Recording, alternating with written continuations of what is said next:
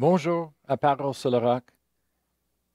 Je suis content d'être avec vous cette semaine. Et cette semaine, on va essayer de faire une série sur le sujet d'un livre de le révérend Kenneth Hagin qui s'appelle En lui. Et on va continuer la série pour un couple de jours. On verra si ça prend une semaine ou quoi. Mais on va parler à propos de l'importance de cela dans notre vie. Vous savez, la chose la plus importante, c'est dans le monde, c'est notre identité. Moi, je viens juste de quitter du dimanche matin le prêche et moi, je voulais vraiment partager ce message avec vous. Et vraiment, ce message, ça va avec le message de la série Savez-vous pour les dimanches matins. Alors, hey, manquez pas cette série. C'est quelque chose qui va vraiment changer votre vie. Mais cette semaine, le podcast, ça va aller avec la série de dimanche matin, Savez-vous. Et cette série, cette semaine de podcast, s'appelle En lui. Alors, on va parler à propos de ça. En lui, c'est la chose la plus importante, c'est l'identité. Le monde cherche qui ils sont, pourquoi ils existent, pourquoi, c'est quoi la significance de leur vie et pourquoi, c'est quoi leur avenir et les choses comme ça. Alors, on va parler à propos de cela parce que qui nous sommes, notre identité est trouvée dans le plan de Dieu, dans la parole de Dieu, et chaque personne n'a pas besoin d'aller chercher partout dans leurs amis, dans les choses du monde, mais c'est direct là dans la parole de Dieu. Alors, si vous êtes des jeunes adultes, mais ça, c'est pour vous. Si vous êtes des adolescents, ça, c'est pour vous. Si vous êtes des parents, ça, c'est pour vous. Peu importe si vous êtes célibataire, marié, divorcé, veuve, vieux, jeune, incroyant, vous avez besoin de cette série cette semaine. Alors, la première chose qu'on va checker ensemble, c'est Hébreux 4, verset 14. La Bible dit, ainsi, puisque nous avons un grand souverain sacrificateur qui a traversé les cieux, Jésus, le Fils de Dieu, demeurons fermes dans la foi que nous professons. Moi, je veux le lire dans une autre traduction, c'est la traduction Darby, français. Se dit en verset 14, ayant donc un grand souverain sacrificateur qui a traversé les cieux, Jésus, le Fils de Dieu, tenons ferme notre confession. Et vraiment, le mot ici, profession ou confession, ça peut être traduit un de les deux, les mêmes, c'est correct. Mais vraiment, la confession, ça veut dire ici, tenons ferme à notre confession, comme se dit en Darby. C'est tellement important.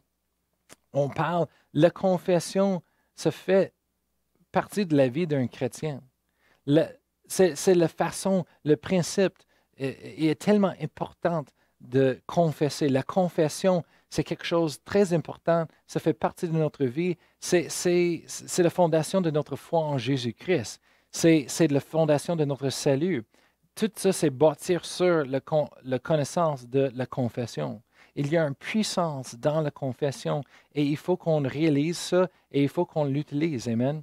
Maintenant, quand je parle à propos de la confession, la première chose, je sais, qui arrive dans les pensées des jeunes, c'est que on parle de la confession, on pense de la confession du péché. Pourquoi? Parce que ça, c'est le négatif. On pense toujours négatif en premier, mais ça, c'est le côté négatif. Et aussi, peut-être à cause que des fois, les influences des religions, d'autres religions autour de nous et des anciennes religions, il y a plusieurs personnes qui sont sorties d'une certaine religion. Et dans cette religion, ben, le monde est supposé d'aller confesser leurs péchés. Et il faut qu'il y ait une personne et confesser leur péché. Ben, d'où ça vient ça? Ben, en 1 Jean 1,9, on voit dans la Bible que l'apôtre Jean, il parle à propos de la confession de péché. Il dit en verset 9, il dit, si nous confessons nos péchés, il est fidèle et juste pour nous les pardonner et pour nous purifier de toute iniquité. Maintenant, c'est important de comprendre que ici, il ne parle pas du salut. OK? Pour le monde qui comprend la rédemption, qui comprend le plan de Dieu dans la rédemption, ils comprennent que ça ne parle pas du salut. On ne confesse pas notre péché pour être sauvé. Je vais vous expliquer, je vais vous montrer dans la parole de Dieu. Restez avec moi. Amen. Je ne prêche pas les erreurs, je prêche la parole. Je vais vous montrer. Mais ici, ça fait partie de la rédemption. Ici, ça parle à propos de le pardon d'iniquité, des erreurs, des péchés. OK? Et on a besoin, quand on fait les choses mauvaises, on a besoin de la rédemption, on a besoin de pardon et d'être purifié de nos fautes, nos erreurs, nos péchés, constamment à Jésus. C'est pour ça que l'apôtre Jean a écrit ça à la cœur de Christ, il a écrit ça aux églises, il a écrit, il dit, confessez vos péchés. Qu'est-ce que ça veut dire confesser? Ça veut dire admettre dans ce sens-là. Admettre. Admettre avec honnêteté, le péché, c'est le péché, que vous avez fait des erreurs. Ça, c'est le numéro un chose d'affaire. Amen. Mais on n'a pas besoin d'aller confesser ça aux hommes, nécessairement. Amen. On a besoin juste de confesser, d'admettre ça dans notre cœur envers Dieu et dire, Seigneur, ce n'était pas correct ce que j'ai fait. Ça, c'est la confession qu'on pense, la confession du péché. Mais ça, ce n'est pas la confession que je parle ce matin. La confession qu'on voit en Hébreux chapitre 4, verset 14, c'est une confession positive. C'est une confession pour confirmer de notre foi. Amen. On va aller en Romains chapitre 10, verset 9 à 10, et je vais vous expliquer encore plus. Amen. Hallelujah. Êtes-vous content d'être sauvé? Êtes-vous content d'avoir Dieu dans votre vie? Amen. Le sang de Jésus qui nous a libérés. Amen. De tout lien, l'esclavage, du péché, de l'ennemi. Merci Seigneur qu'on a la liberté. On est libre aujourd'hui pour vivre pour le Seigneur. Moi, je suis content. Amen. Hallelujah. Merci Seigneur pour ce qu'il a fait. Romains chapitre 10, verset 9, si vous êtes là, ça dit, si tu confesses de ta bouche le Seigneur Jésus-Christ, et si tu crois dans ton cœur que Dieu l'a ressuscité des morts, tu seras sauvé. Ça, c'est le plan du salut. Ça, c'est la façon d'être sauvé, de recevoir le don de Dieu. Amen. Et si vous remarquez avec moi, vous êtes capable de remarquer que ça, ce n'est pas une confession de nos péchés. Ce n'est pas une confession de négativité, mais c'est une confession positive, une confession de Jésus. On est en train de confesser Jésus, Amen, comme notre Seigneur. C'est-à-dire, si tu confesses de ta bouche le Seigneur Jésus, Amen, pas péché. Alors ici, on voit, le protocole est en train de nous montrer la façon d'être sauvé. Amen. Ce n'est pas une confession de péché. On n'a pas besoin d'avoir le monde, il faut que tu confesses tous tes péchés, toutes tes erreurs, tous tes manquements pour être sauvé. Non. Non. Seulement confesser qui Jésus est. Amen. Et de croire dans ton cœur qu'il est le Fils de Dieu et qu'il est ressuscité de la mort. Que l'histoire que la Bible nous dit est vraie. Amen. Alors, on voit dans plusieurs places dans la Bible, ça parle à propos de notre confession, de qu'est-ce qu'on parle avec notre bouche. Amen. Proverbe chapitre 6, verset 2, se dit, si tu les as enlancés par les paroles de ta bouche, si tu es pris par les paroles de ta bouche. Il y a une phrase qui dit, ce que nous disons nous lie. Amen. On est lié par ce qui sort de notre bouche. Notre confession a de la pouvoir. Notre confession est puissante. Amen. Et il faut qu'on réalise ça dans notre vie comme chrétienne, que on est créé comme ça. Je vais vous expliquer de qu'est-ce qu'on dit est important. Amen. Ce n'est pas juste de qu'est-ce qu'on ne dit pas, mais qu'est-ce qu'on dit, qu'est-ce qu'on déclare en haute voix est aussi important que qu'est-ce qu'on ne dit pas. Amen. En Hébreux 11, verset 3, se dit, c'est par la foi que nous reconnaissons que le monde a été formé, comment? Par la parole de Dieu. En sorte que ce qu'on voit n'a pas été fait des choses visibles. Amen. Alors, comment est-ce que le monde a été créé? Bien, on sait l'histoire. En Genèse, chapitre 1, se dit que Dieu a créé les cieux, la terre, tout l'univers. Amen.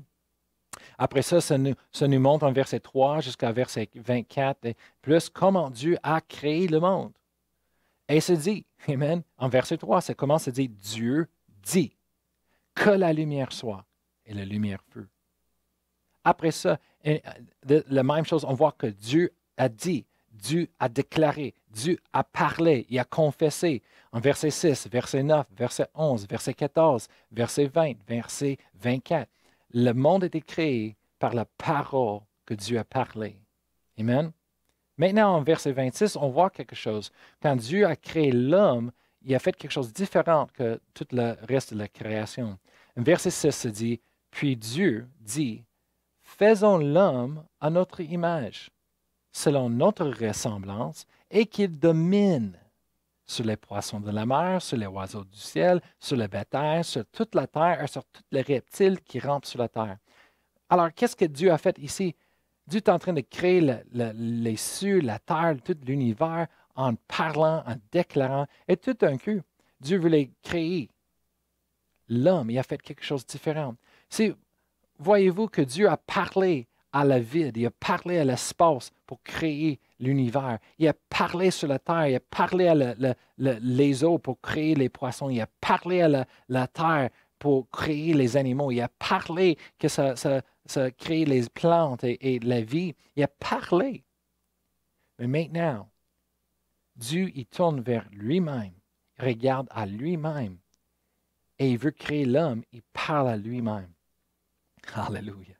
Faisons l'homme à notre image, selon notre ressemblance. Ce n'est pas par hasard que Dieu nous a créés dans son image, à son ressemblance. C'est pour ça que la confession est tellement importante, parce que comment est-ce que Dieu a créé le monde? En confessant, en déclarant, en parlant. Et comment est-ce que ça s'était créé l'univers? Par la foi. Dieu a parlé, il est croyé dans son cœur, il avait la foi. Maintenant, comme chrétiens, Dieu nous a donné le même pouvoir. Il nous a créés dans son image. De qu'est-ce qu'on déclare, qu'est-ce qu'on confesse, on verra. Amen. C'est important la confession de notre bouche. Amen, comme chrétienne. C'est important. Moi, j'ai décidé personnellement dans ma vie que j'avais assez. J'arrivais à la fin de mes limites naturelles. Et moi, je veux les choses changer. Je veux voir les bénédictions. Alors, j'ai commencé de déclarer, confesser la parole de Dieu sur ma vie, sur mes enfants, sur mon mariage, sur mon Église, sur mon corps physique, sur mes pensées, sur mon cerveau. Savez-vous que les choses ont besoin d'entendre tes paroles? Dieu a parlé à l'espace vide. Il a parlé à la terre pour avoir les eaux. Il a parlé à les eaux pour avoir la vie. Il a parlé à la terre pour produire la vie. Il a parlé à lui-même pour se produire les humains. Amen. Il y a des choses qui ont besoin d'entendre vos voix dans vos vies. Amen. On ne peut pas rester silencieux. On ne peut pas rester tranquille. Il faut qu'on déclare. Il faut qu'on parle avec notre foi. Qu'est-ce qu'on croit dans notre cœur fondé sur la parole de Dieu. Amen. Hallelujah. Qu'est-ce qui a besoin d'être manifesté dans votre vie? Si c'est les provisions, les finances, si c'est la guérison, si c'est la délivrance, mais parle la parole de Dieu. Amen. Parle la vérité de la parole de Dieu sur ces choses-là. Parle à eux. Amen. Hallelujah. Alors, allez trouver un verset dans la parole de Dieu pour avoir quelque chose pour être fondé. Et après ça, tu parles. Amen. Laissez-moi prier pour vous aujourd'hui. Amen. Père éternel, je te remercie pour ceux qui sont en train d'entendre, écouter à podcast. Je te remercie, Seigneur, que tu les bénis. Tu prends soin d'eux autres. Tu les guéris. Tu pourvois tous leurs besoins. Tu les délivres, Seigneur. Hallelujah. Merci, Seigneur, que tu les pardonnes et tu les purifies, Seigneur. Merci, Seigneur, que tu les sanctifies.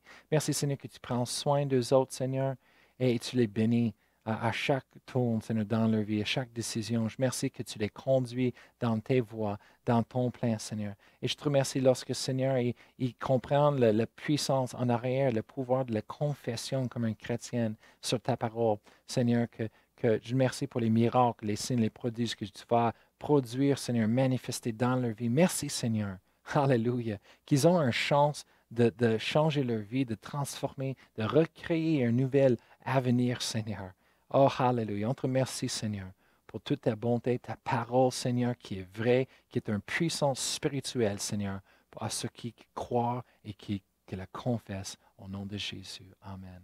Alléluia. Alors, manquez pas de demain. On va continuer sur la série de En lui et on va parler encore à propos de l'importance de la confession et qu'est-ce que ça fait pour nous. Amen. Et moi, je vous souhaite une bonne journée et à demain.